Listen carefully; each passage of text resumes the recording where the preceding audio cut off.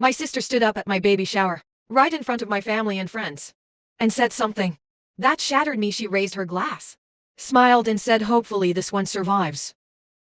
I heard someone gasp, plates clattered. Oh. To the table I stood there, froze, fighting the sting of tears, my hands trembling against my belly. I'd wait years for this day, dreamed about, celebrating the little life growing inside me, and breathe. Well, my own sister turned it into a nightmare. I looked around the backyard. We had decorated with so much love, the pink and gold balloons swaying. I breezed, the guests staring at me with wide eyes. My mom covered her mouth. My best friend mouthed, "Are you okay?" I wasn't okay. I opened my mouth to say something. Anything but be. Before I could, I felt a familiar hand on my back. It was Caleb, my husband. He had just arrived, and the second he saw my face, he knew something was wrong. He scanned the tense circle of guests, his eyes landing on Betrayal.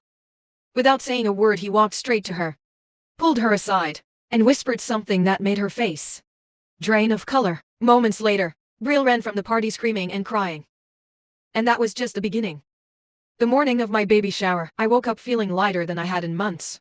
The air smelled like fresh rye, and the sun broke through the clouds, just enough to paint everything in gold. I stood in front of the mirror, smoothing my hands over the soft, blue dress that stretched over my growing belly. It was a small, intimate gathering. Just close family and a few friends. And I had spent weeks obsessing over every detail. I needed this day to be perfect. After 2 painful miscarriages, this pregnancy had felt like a second chance. A fragile miracle. I was finally brave enough to celebrate. I had always pictured my sister Betrayal standing by my side on days like this. Growing up, we had shared everything: secrets, bedrooms, dreams about the future. Somewhere along the way, though, something shifted. Maybe it was when I got married to Caleb and Betrayal was still struggling with dead-end relationships. Maybe it was when my career started to take off, and hers never really got going. Maybe it was just easier for her to resent me than to admit she felt left behind. I kept telling myself it would get better, that the tension between us was just a phase, that blood would always be thicker than envy. I believed it because I needed to. The backyard was beautiful that afternoon. Caleb and my best friend Tessa strung pink and gold balloons from the porch to the fence. A long table, covered in soft line, held tiny cupcakes and lemonade in mason jars. The words "Welcome, Baby Bennett" hung from the archway in glittery script. I walked out into the yard, and the sight of it almost made me cry. Not from sadness, but from overwhelming gratitude. For a few moments, I forgot about Betrayal's unpredictable moods, forgot about the ghosts of past pregnancies lost. All I could feel was hope. For the first time in a long time, I truly felt like I could breathe. The guests trickled in, laughing and chatting, arms full of pastel-wrapped presents. I hugged everyone a little tighter than usual. Each embrace felt like a time stitch pulling my heart back together. Tessa handed me a cup of lemonade and whispered, "You deserve every bit of this, Alara." I smiled and squeezed her hand. She had seen me at my worst, sitting on the cold bathroom floor, staring at yet another negative pregnancy test, and later grieving when the tests turned positive, only to end in heartbreak. Then Betrayal arrived. She wore a tight white dress, sky-high heels, and a fake smile stretched across her face. She kissed my cheek lightly, the way you might kiss a stranger at a wedding, and handed me a gift bag inside. It was a onesie that read "Oops." I did it again. I laughed awkwardly. Not sure how to take it. Tessa raised an eyebrow, but I shook my head slightly. It was Betrayal. She made jokes when things got uncomfortable. I told myself not to read too much into it. As the afternoon wore on, I found myself glancing at Betrayal from across the yard. She wasn't mingling much, just hovering at the edges of conversations, checking her phone, sipping wine. Every time I caught her eye, she would flash me a quick, tight smile. I tried to focus on the positive. Everyone else was having a good time. Caleb had ducked out to grab a missing gift from the house, and I figured he would be back any minute. I needed to keep the mood light until after the games ended and the cake had been cut. Tessa clinked her glass to call everyone to attention. "A few words for the mom-to-be," she said brightly. I blushed and cradled my stomach, feeling a soft kick against my hand. Guests took turns sharing sweet memories and blessings. For our new chapter, every word felt like a blessing, stitched into the fabric of this day. Then my mother, Margot, turned to Betrayal and said, "Say something, sweetheart." Her voice was light, almost pleading. I stiffened slightly. I could see Brielle's mouth pull into a smile that didn't reach her eyes, I pray. She would just say something nice. Something simple. Just this once Brielle lifted her glass for a second. The whole backyard seemed to hold its breath. And then with a tone that sounded almost amused, she said it, hopefully this one survives. The words dropped like a bomb, flattening everything around them in an instant. The warmth and light were sucked out of the air. I felt a tight pressure in my chest, like someone had punched me. My mind raced, trying to make sense of what I had just heard. Maybe I misunderstood. Maybe it was some horrible joke. But the look on her face, the way her lips curled just slightly, told me otherwise. The guests froze. My mother's hand went to her mouth. Tessa shot me a horrified look. I stood there too stunned to move. Too hurt to even cry. I felt exposed. Humiliated, shattered I was. Holding everything together, with trembling fingers and a fragile smile, when I felt Caleb's hand on my back. Warm and steady. He was home. He was here, and he had walked just in time to see everything fall apart. The silence after Brielle's words stretched too long. It was the kind of silence that crackles with shock. The kind that makes your skin prickle, because everyone knows something terrible just happened. But no one is brave enough to break it. I stood there, heart pounding against my ribs, willing myself not to cry. Out here, not now. Out in front of everyone. I looked around, searching for something, anything to anchor me. Tessa's hand covered her mouth, her eyes shining with disbelief. My mother stared hard at the tablecloth, pretending not to have heard what everyone had heard. A few guests shifted uncomfortably, whispering to each other. The balloons tied to the arch bobbed in the breeze, bright and cheerful, mocking the heavy, ugly air that now settled over the party. Brielle took a sip of her wine. Like nothing had happened, she laughed lightly. Like she had just made a harmless joke. Like she had not just ripped open every wound I had spent years trying to heal. I swallowed hard and pressed my palm against my stomach, as if I could shield my baby from the venom that had just been poured over us. My first instinct was to hide. I wanted to escape the yard. The eyes, the pity already starting to bloom on faces around me. I clenched my jaw, forcing myself to stay still. If I ran, she would wee. If I crumbled, she would know she had gotten what she wanted. My baby deserved better than that. I deserved better. I opened my mouth to say something, anything to cut through the tensio, but no words came. All I could think about were the nights I had spent, curled on the bathroom floor. The hospital visits. The cruel finality of doctors shaking their heads. All of it crashed into me in that moment. All the grief I had fought so hard to keep buried. Then I felt Caleb's hand on my back, steady and warm, grounding me. He had arrived just in time to catch the last thread of Brielle's cruelty. Hanging in the air, he didn't say anything. He didn't need to. His body stiffened beside me, his hand sliding from my back to my shoulder. In a silent promise, I looked up at him, my vision blurry with the unshed tears. He gave me one look. A look full of anger and love and something else. Something I couldn't name but trusted completely. Tessa stepped forward, trying to salvage the moment. She raised her glass and said a little too brightly, "To Alara and Caleb and their beautiful future." A few guests murmured agreement, glasses clinking half-heartedly, but the damage was done. The mood had curdled, and no amount of forced smiles could stitch it back together. Caleb leaned down and whispered, "I'll be right back." His voice was low, Eve, but there was stealing. I watched as he walked across the yard, calm but purposeful. Guests parted for him without thinking. He headed straight for Brielle, who was laughing at something my cousin had said, as if she hadn't just humiliated me in front of everyone I loved. When Caleb reached her, he didn't shout. He didn't cause a scene. He simply touched her elbow and said something I couldn't hear. Brielle stiffened, her glass hovering halfway to her mouth. Caleb leaned in closer, speaking directly into her ear. Whatever he said made Brielle's face go pale. Her mouth opened, then snapped shut. She set her glass down with a sharp clink and turned on her heel. She stormed across the yard, heels stabbing into the grass, hair whipping around her face as she passed me. She shot me a look that was pure fear. It was not the look of someone ashamed. It was the look of someone who had just been exposed and hated it. She shoved past the guests, knocking over a chair, and disappeared through the gate, slamming it so hard behind her that the sound echoed like a gunshot. The backyard was silent, but this time it was different. The tension had broke, leaving behind something like relief. Guests shifted awkwardly, some murmuring small apologies, Others, pretending to fuss with their phones or the food table. My mother stood rooted to her spot, her face carefully blank. Caleb returned to me, his face softening as he reached me. He pulled me into his arms, holding me tight enough to press all the broken pieces of me back together.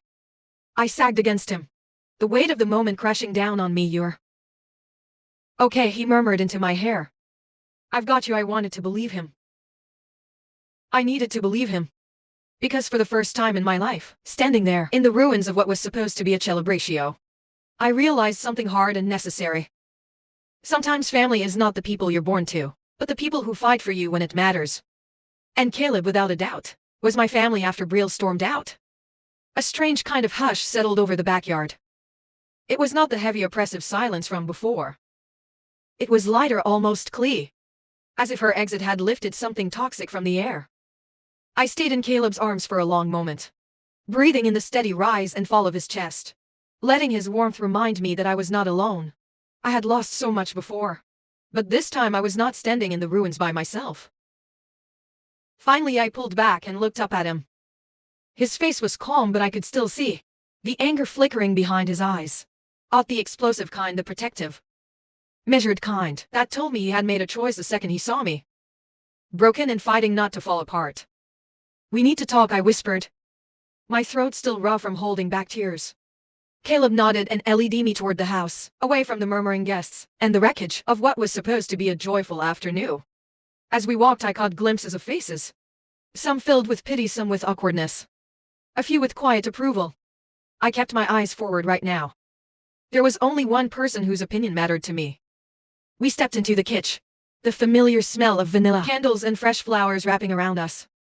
Caleb closed the door softly behind us. I leaned against the counter, suddenly feeling the weight of everything crash onto my shoulders. My knees wobbled. But Caleb was there, steady and strong. "I'm sorry," I said, my voice cracking. "I'm sorry she ruined today." He crossed the room into strides and cupped my face in his hands. His thumbs brushed away the tears I did not even realize had started falling. "Ilara," he said firmly, "you have nothing to be sorry for, nothing." I closed my eyes, letting the truth of his words sink. For years I had apologized for Betrayal's behavior. I had made excuses, smoothed things over, begged others to understand her pie, while swallowing my ow. It was always easier to bend than to confront.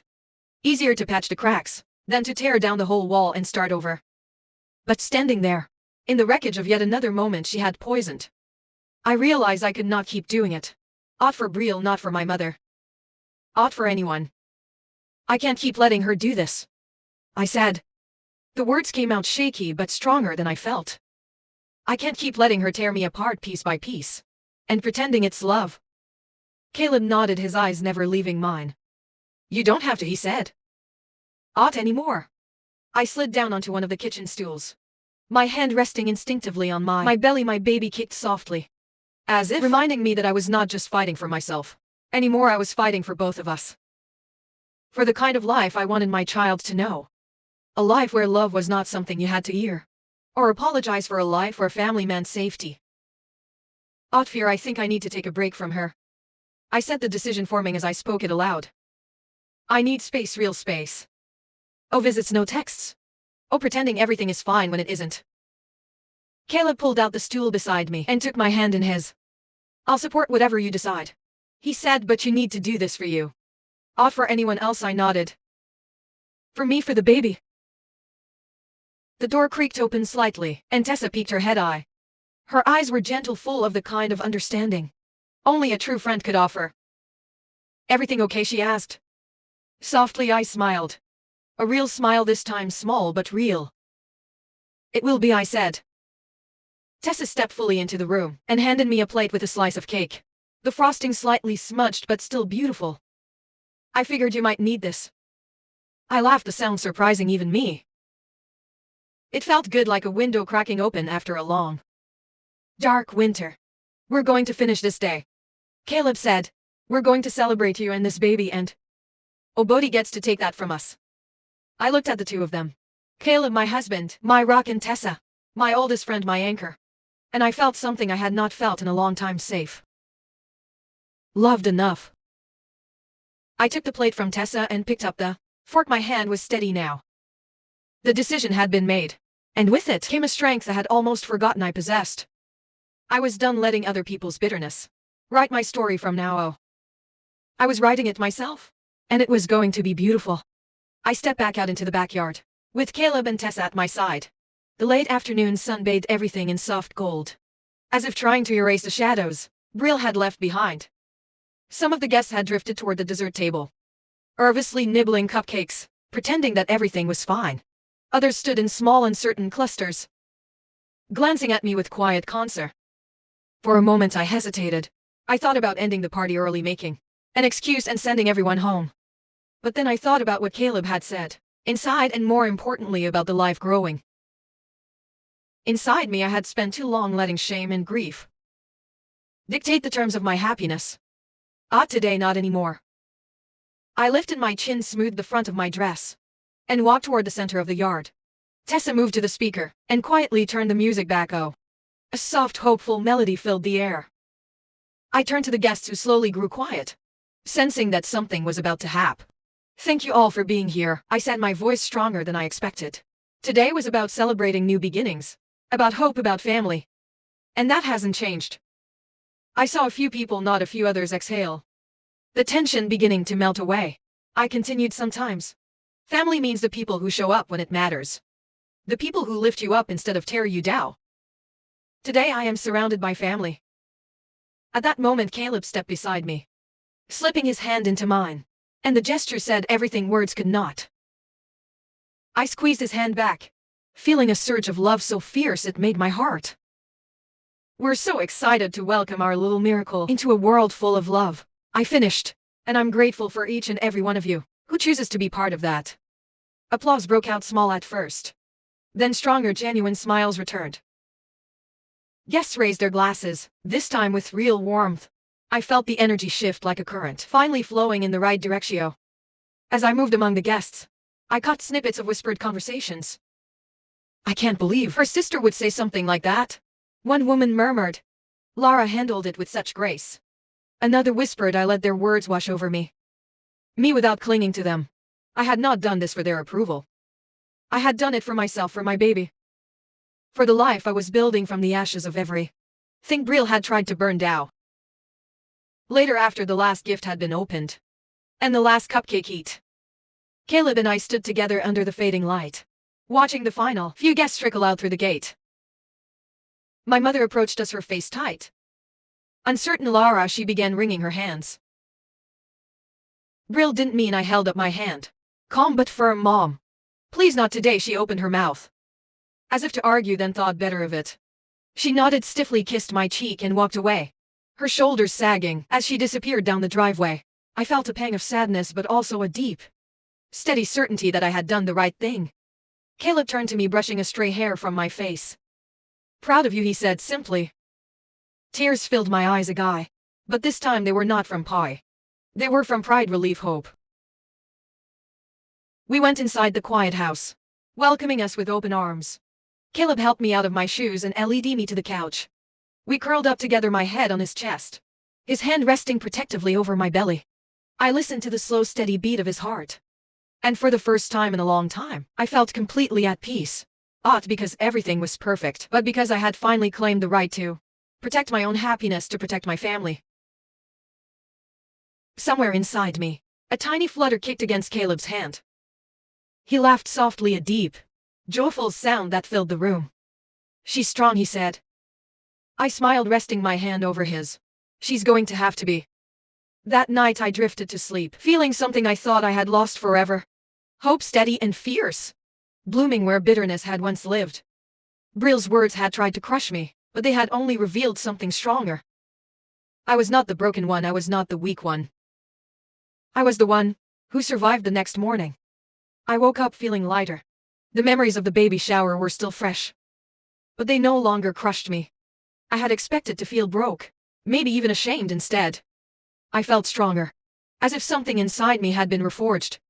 In the fire Brill tried to start, I made a quiet breakfast while Caleb slept. The house was peaceful, the kitchen bathed in soft morning light. I sipped my tea and ran my hand over my belly, feeling a tiny nudge in return. I thought about everything that had led me to this moment. The years of trying, the heartbreak of losses. The nights of wondering if I was enough. If my body was strong enough. If my spirit could keep going.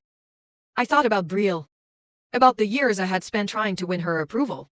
To smooth over her sharp edges. To protect her at my own expense. I had clung to the idea that family loyalty meant enduring cruelty, without complaint that love meant sacrifice.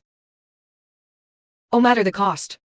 But standing there at my own baby shower, humiliated and heartbroken, I had seen the truth with blinding clarity.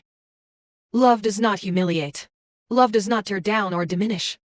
Real love builds, heals, strengthens, and sometimes real love looks like choosing yourself when others will not. Caleb joined me at the table, still rumpled from sleep, his eyes soft when he looked at me. He did not ask about Betrayal. He did not ask if I wanted to reach out or smooth things over. He trusted me to make my own choice. That trust, that quiet support, meant more than 1,000 empty apologies ever could. Later that week, I received a few texts from family members. Some were supportive, telling me they admired how I handled myself. Others were more cautious, trying to excuse Betrayal's behavior, or urging me to be the bigger person. I read each message carefully, but I did not reply. I owed no one an explanation for protecting my peace. The truth was, the decision I made in the kitchen that day had already taken root. I was done sacrificing my happiness to preserve relationships that hurt more than they healed. I was not closing the door on my family forever. I was simply stepping away long enough to heal, to build something better for myself, and for the little girl growing inside me. In the weeks that followed, life moved forward. Caleb and I finished decorating the nursery. We painted the walls a soft sage green and hung tiny animal prints above the crib. We spent late nights building furniture, laughing when we realized we had installed half the doors backward. Tessa came over often, bringing freezer meals and staying late to talk about everything and nothing. There were moments when sadness crept in. Moments when I missed the idea of the sister I had always wanted Betrayal to be. But those moments passed, and what remained was a deep, solid sense of peace. I started to realize that survival was not just about getting through the hard moments. It was about choosing to live differently after them. It was about creating a life built on joy, not just endurance. The baby shower became a story people whispered about, then moved on from, but for me, it was a line in the sand. A moment when I stopped asking permission to be happy. A moment when I finally chose myself, my baby, my future over the wreckage of the past. Months later, when I finally held my daughter in my arms, tiny and perfect and fierce, I thought about all the battles we had already fought together. I kissed her soft forehead and promised her that I would always fight for her and for myself with the same fire. I promised that she would grow up knowing what real love looked like, that she would never have to question her worth, that she would know she came from a line of women who survived, who built beauty from brokenness, who chose hope when it would have been easier to give up. That promise was the real gift of that day. Not the balloons or the cake or the decorations. It was the gift I gave myself when I finally said, enough. I was not just surviving anymore. I was living, and I was doing it on my own terms. Thank you for listening to my story. It was not easy to share, but I know there are so many people out there who have been hurt by someone they thought they could trust. If my experience shown me anything, it is that we are stronger than the people who try to break us. We are allowed to protect our peace. We are allowed to choose better for ourselves and the ones we love. If this story touched you, or if you have ever had to walk away from someone you cared about to find your own happiness, please take a second to like this video. It helps more than you know. Share it with someone who might need a reminder that they are not alone. I would love to hear your thoughts in the comments.